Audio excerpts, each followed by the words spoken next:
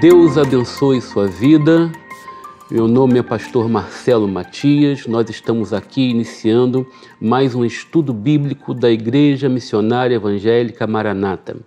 O tema desse estudo vai tratar de algo tão relevante e sensível para os nossos dias. Nós vamos falar sobre a pandemia num ponto de vista da fé, da nossa fé. Vamos ter duas aulas sobre este tema. O primeiro vai falar a respeito de uma visão da pandemia da Covid-19, sob o ponto de vista da soberania de Deus, do sofrimento humano e da escatologia.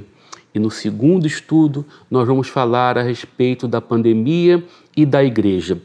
Aqui, meus irmãos, não tem nenhum catedrático, nenhum infectologista, nenhum cientista, não defendo teses, mas aqui está um pastor de igreja que trata com gente e que tem conversado e participado das dores, angústias, do sofrimento de pessoas ao longo desse período pandêmico.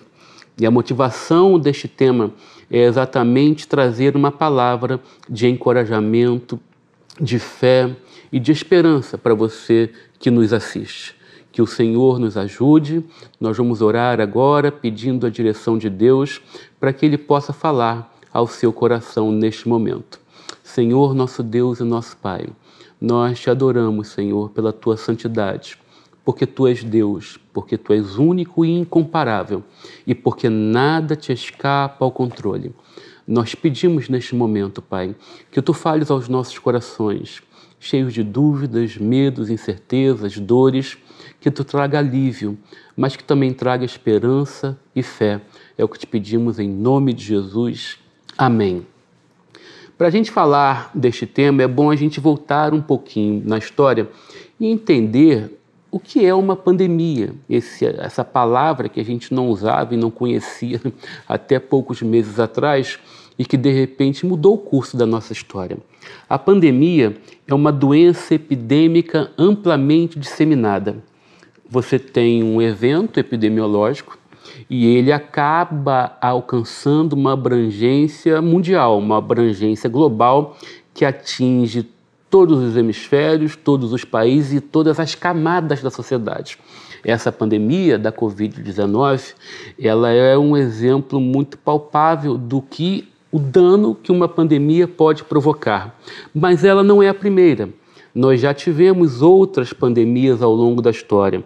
Tivemos a peste bubônica, que vitimou milhões de pessoas, foi onde teve origem a peste negra.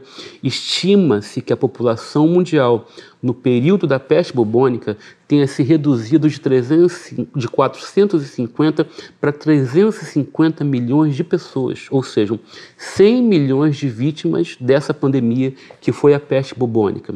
Outras pandemias, varíola, cólera, que nós ouvíamos falar até pouco tempo, gripe espanhola, no ano de 1919, aproximadamente, também foi uma devastação em toda a Europa, chegou ao Brasil, morreram milhões de pessoas vítimas dessa pandemia da gripe espanhola. Gripe suína, que chegamos a ter, a H1N1, há muito pouco tempo atrás, ainda temos ela, somos vacinados para H1N1, ainda no nosso país, anualmente. Então, essas pandemias são esses eventos com um potencial triste de provocar uma catástrofe mundial. Eu acredito que você que está me assistindo agora nunca imaginou passar por um evento de um cataclisma mundial que pudesse provocar tantos danos, que pudesse vitimar tantas pessoas, que pudesse interromper, suspender um evento esportivo como são as Olimpíadas, como é a NBA, que pudesse lotar os hospitais de forma que pessoas fossem vitimadas nas suas próprias casas por não haverem leitos. Dificilmente nós imaginaríamos presenciar um momento como esse. Um evento que fechou igrejas, fechou comércio, paralisou a economia, que forçou governos a conhecer pessoas que até então os governos não conheciam, aqueles que são completamente desassistidos. A pandemia do Covid-19 nos provocou este dano, nos trouxe a uma realidade que nós não sonharíamos enfrentar e, principalmente, ela trouxe para muito perto da gente das nossas casas medos que nós ainda não tínhamos. E esses medos são, infelizmente, amparados pelos números dela. Ontem, na verdade, no dia 14 de dezembro, a estatística dos dados da Covid-19 apontam que no Brasil havia um total de 6.900.000 contaminados, quase 7 milhões de contaminados. E mortes, um total de 181.835. No mundo, 72 milhões de contaminados e 1.600.000 vítimas. É natural que quando a gente vê esses números, eles não seriam muito graves para nós se eles não estivessem tão perto da gente, se eles não estivessem dentro da nossa casa, nas nossas famílias, nos nossos amigos, nas nossas igrejas. E é por isso que a pandemia ela traz sobre nós esse contexto de medo, de incertezas e de dores. Para que a gente compreenda o papel de Deus nessa história, porque às vezes as pessoas se questionam o que Deus está fazendo em função da pandemia. E algumas pessoas têm dúvidas se Deus determina um evento como esse, se Deus simplesmente assiste um evento como esse, indiferente, ou se Deus permite que eventos como esses aconteçam. É natural pessoas se perguntarem se isso é algo que Deus determinou que ocorresse, se Deus simplesmente assiste indiferente ao que está acontecendo, ou se Deus permite, sob o seu controle, que algo como a pandemia do Covid-19 aconteça. Para que a gente compreenda a soberania de Deus sobre este tema da pandemia e sobre as nossas vidas, sobre o governo da nossa vida, é importante a gente lembrar de alguns conceitos da humanidade, da sociedade. Evolução, não a teoria da evolução, que por ser uma teoria, ela precisa também de fé para que se creia nela. Não somos só nós que cremos na criação, que temos fé para acreditar nisso. Quem crê na teoria da evolução também precisa de fé, porque ela não pode ser provada. Mas o que eu estou falando em evolução, eu falo da evolução natural da humanidade, da evolução natural das raças, da evolução natural de pandemias, de doenças que não existiam e que, de repente, por uma mutação, pelo encontro de um vírus com outro, acabam surgindo e acabam nos acometendo. Há uma evolução natural da humanidade e esta evolução ela pode nos levar a eventos negativos como os que nós estamos tendo hoje em dia. É importante a gente entender o sentido de degradação. Há uma degradação natural da humanidade por conta da sua natureza má. Então a humanidade ela toma posse de algo que não lhes é devido. Ela pratica, ela planeja a maldade, ela planeja guerras, ela planeja o mal, de forma que a degradação da humanidade tão visível, próximo da gente, dentro das nossas casas, nas nossas esquinas, nos governos mundiais, é natural que essa degradação da humanidade seja algo propiciatório para que existam eventos como esse da pandemia. A corrupção, e quando eu falo em corrupção, não estou falando dos malfeitos, dos desvios públicos ou políticos ou o que quer que seja, eu estou falando de corromper, de situações em que há a situação se corrompe naturalmente. Nós vimos há pouco tempo um evento no Rio Grande do Norte em que uma falésia, devido às ondas do mar que batiam nelas, fez com que ela desmoronasse e vitimasse uma família com uma criança. As coisas se corrompem naturalmente por um outro aspecto que é o chamado de esgotamento. A Terra, meus irmãos, ela esgota os seus recursos. Poderíamos dizer que a Terra está um pouco cansada da gente, porque o homem usa indevidamente, irresponsavelmente esses recursos para a sua sobrevivência. Tudo poderia ser feito de uma forma melhor planejada, de uma forma melhor feita, melhor orientada, de uma forma mais justa, de uma forma mais eficaz, mais equilibrada. Mas a verdade é que há um esgotamento da natureza. Os recursos da natureza estão naturalmente se esgotando porque eles não suportam a nossa necessidade de consumi-los. Diante disso, a gente olha para a humanidade e vê que muito do mal que nos assola e nós estamos tratando da pandemia da Covid-19, ela tem a sua origem, a sua disseminação e os seus danos provocados em consequência da ação humana. Não entramos no mérito da origem, da forma como o vírus foi trazido à humanidade, mas é fato que ele tem origem em uma comunidade onde animais eram armazenados talvez de forma indevida, e isso criou um ambiente perfeito para que esse vírus pudesse existir e se espalhar tão rapidamente como ele se espalhou, desmontando governos. Não é o governo brasileiro, não é o governo da América do Sul. Governos mundiais de grandes potências foram desmontados, foram surpreendidos sem ter reação diante desta tragédia da pandemia 19. Entendendo esses conceitos de evolução, degradação, corrupção e esgotamento, talvez fique mais fácil a gente entender a soberania de Deus sobre este evento catastrófico da humanidade. E aí nós perguntamos, Deus está determinando esta grande tragédia? Alguns vão entender que isto pode ser uma ação de Deus, uma direção de Deus que esteja movendo a humanidade para promover algo que seja da sua vontade, e a vontade de Deus sempre é perfeita. Outros vão imaginar que talvez Deus esteja assistindo apenas indiferente a todo esse sofrimento, todo esse dano que a humanidade está passando. Mas alguém também poderá pensar que Deus está apenas permitindo que esse processo natural provocado pelo homem de evolução, degradação, corrupção e esgotamento nos leve, pelas nossas próprias ações, a sermos vitimados como eventos como a pandemia do Covid-19. É importante a gente entender algumas questões. Em Gênesis 1, versículos 1 e 2, a Bíblia nos diz que no princípio criou Deus os céus e a terra. Deus é criador. Tudo que nela há é criação de Deus, parte de Deus, tem origem em Deus e tem o controle de Deus. Em Jó, capítulo 1, versículo 12, olha o que a palavra de Deus vai nos dizer. Então o Senhor disse a Satanás, você pode fazer o que quiser com tudo que ele tem, só não estenda a mão contra ele. Então Satanás saiu da presença do Senhor. Todo o mal que sobreveio sobre a vida de Jó aconteceu sob a permissão e o governo de Deus, porque Deus governa, porque Deus está atento, porque nada lhe escapa ao controle. Olha o que Mateus fala no seu Evangelho, no capítulo 10, versículo 30. Mateus 10, 30.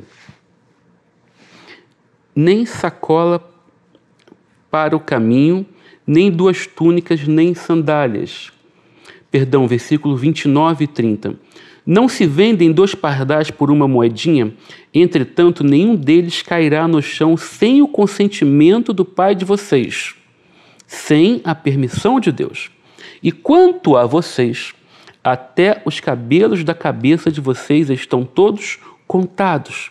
Portanto, não temam, vocês valem bem mais do que muitos pardais.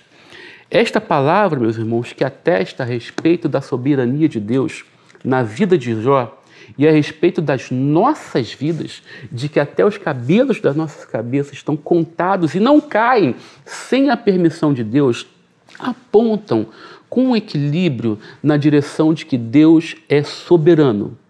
Deus governa, Ele tem o controle e Ele permite que em determinados momentos o mal chegue sobre nós. E aí nós vamos tratar da pandemia e do sofrimento humano também à luz da Bíblia Sagrada. É o segundo ponto que nós vamos estar tratando a respeito da soberania de Deus e agora do sofrimento humano. A pandemia sobre o ponto de vista do sofrimento humano. O texto sagrado vai nos trazer alguns exemplos que apontam na direção do sofrimento que o homem terá ao longo da sua vida em consequência da queda e do pecado. Em Gênesis capítulo 3, versículos 16 e 17, é anunciado ao homem e à mulher, a Adão e Eva, que a consequência do pecado, a consequência da desobediência, levariam eles ao sofrimento. A mulher padeceria de dores no parto e o homem padeceria de sofrimento para partir da queda, se sustentar com o suor do seu trabalho. Mas existem também circunstâncias na Bíblia Sagrada que nos apontam claramente para a forma como Deus participa do nosso sofrimento. E nós podemos analisar isso, por exemplo, no episódio da ressurreição de Lázaro, que está narrado lá no capítulo 11 do Evangelho de João. Na ressurreição de Lázaro, quando Jesus é avisado de que Lázaro estava doente, Jesus está consciente de que a missão que ele tem a fazer tem um tempo específico. Ele adia um pouco a sua chegada até a cidade onde Lázaro está, agora já sepultado, e as irmãs de Lázaro, Marta e Maria, ao verem Jesus, elas falam a mesma expressão: Senhor, se estivesses aqui, nosso irmão Lázaro não haveria morrido. É interessante notar, meus irmãos, que Jesus sabe exatamente o que ele vai fazer. Jesus sabe que irá ressuscitar Lázaro, mas a palavra dessas mulheres, dessas irmãs, para Jesus, a respeito do sofrimento e da angústia dela diante do luto, fazem com que Jesus se contorça as suas entranhas, fazem com que Jesus se comova e leva Jesus às lágrimas. Não por causa de Lázaro, porque Lázaro seria ressurreto, mas por causa da dor de quem ficou, por causa da dor do luto. Esta palavra, este texto, nos aponta na direção de um Deus, nos aponta na direção de Jesus, que se compadece e participa das nossas dores, especificamente na dor do luto de Marta, na dor do luto de Maria e na dor do nosso luto. Ainda mais à frente, nós vemos numa passagem, quando se dá a conversão de Saulo, em Atos 9:16, que Jesus vai falar para Ananias que Saulo descobriria o quanto lhe importa sofrer pelo seu nome. Estes textos nos apontam na direção, meus irmãos, de que nós passaremos pelo sofrimento, de que nós provaremos circunstâncias que irão nos levar a dores e angústias, e muitas vezes esse sofrimento pode estar associado à nossa fé, a nossa condição de fé em Cristo, que irá nos fazer passar por caminhos, muitas vezes estreitos, tortuosos, mas em que nós temos a certeza que passaremos com Jesus. Estes textos falam e apontam na direção de que Jesus participa do nosso sofrimento. Tim Keller tem uma frase que diz: se você está sofrendo, mesmo sendo inocente, e permanece fiel, você está vencendo Satanás.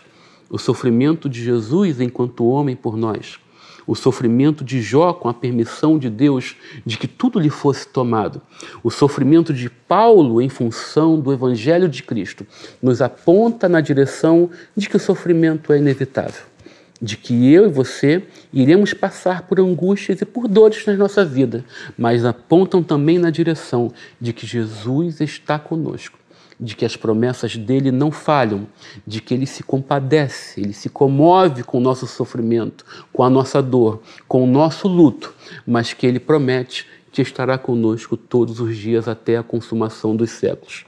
Então a pandemia, ela meio que escancara um pouco as nossas fragilidades, os nossos medos. Eu não sei como você está me assistindo agora, eu não sei se você tem um ente querido que neste momento está passando por uma situação de internação. Eu não sei se você está com medo de andar nas ruas por conta desta pandemia, mas o que eu sei é que o sofrimento ele é inevitável, ele é inerente à nossa existência, mas também sei que Jesus está conosco e que ele participa do nosso sofrimento. Um terceiro ponto de vista a respeito da pandemia e a ação de Deus sobre ela é o ponto de vista da escatologia. Porque muitas pessoas, quando olham um evento pandêmico e uma tragédia humana como nós estamos tendo nesse nosso tempo, em que nós nunca sonharíamos passar por isso com tanta tecnologia, com tanto avanço da medicina, com tantas coisas nos protegendo e dando inclusive mais longevidade ao homem, a nossa expectativa de vida aumentou sobremaneira e nós não imaginávamos sermos surpreendidos com algo que nos desmoronasse dessa forma, como a pandemia fez com a humanidade e com os governos. E então nos vem a pergunta: a pandemia é um evento escatológico? Ela faz parte dos sinais dos tempos? Em que etapa deste evento escatológico, se ela aponta nessa direção, nós estaríamos? Estaríamos nos princípios das dores? Estaríamos na grande tribulação? Estaríamos no milênio? É certo, meus irmãos, que se nós olharmos para o texto, volte lá para o Evangelho de Mateus, no capítulo 24, a partir do versículo 3, a palavra de Deus vai nos falar a respeito da grande tribulação. Jesus vai tratar dessa questão e eu acredito que ele não nos deixará dúvidas a respeito do que representa a pandemia diante do anúncio da sua volta. Mateus 24, a partir do versículo 3, diz o seguinte: Jesus estava sentado no Monte das Oliveiras quando os discípulos se aproximaram dele e, em particular, lhe pediram: diga-nos quando essas coisas vão acontecer e que sinal haverá da sua vinda e do fim dos tempos. E Jesus respondeu: tenham cuidado para que ninguém os engane, porque muitos virão em meu nome, dizendo: eu sou o Cristo, e enganarão a muitos. E vocês ouvirão falar de guerras e rumores de guerras. Fiquem atentos e não se assustem, porque é necessário que isso aconteça, mas ainda não é o fim. Porque nação se levantará contra nação, reino contra reino. Haverá fomes e terremotos em vários lugares, porém, todas essas coisas são o princípio das dores. Vocês serão entregues para serem maltratados, e eles o matarão. Vocês serão odiados por tempo. Muitos hão de se escandalizar, trair e odiar uns aos outros. Muitos falsos profetas se levantarão e enganarão a muitos. E por se multiplicar a maldade, o amor se esfriará de quase todos. Aquele, porém, que ficar firme até o fim, esse será salvo. E será pregado este evangelho do reino por todo o mundo, para testemunho das nações, e então virá o fim. Eu acredito que esse texto do Evangelho de Mateus, ele nos aponte com clareza que a pandemia, certamente, é um evento escatológico. Ele faz parte da promessa de Jesus daquilo que precipitaria a sua vinda. Se você lembrar, há alguns anos atrás, 10, 20 anos, talvez você perceba que nós não havíamos tanta gente em situação de miséria nas ruas, pedintes, que estão passando por situação de fome. Se você fizer qualquer pesquisa na internet em que você for tratar de fome no mundo, você vai perceber o quanto a fome é um mal que assola a humanidade. Terremotos, eventos da natureza. Nós temos eventos, guerras e rumores de guerras, temos isso a todo momento. Uma dúvida, uma certeza de que nós já estamos em uma nova Guerra Fria. Mas o fato, meus irmãos, é que isso tudo aponta na direção do crescimento da maldade. Nós estamos diante de uma sociedade má, pessoas que só pensam em si, pessoas que não respeitam o próximo, pessoas que não respeitam, que não amam o próximo, pessoas que não têm amor nem dentro mesmo das próprias casas. A maldade, meus irmãos, ela se multiplicou de sobremaneira. Jesus está voltando. É como se a ampulheta, meus irmãos, ela estivesse muito perto de esvaziar a sua parte superior.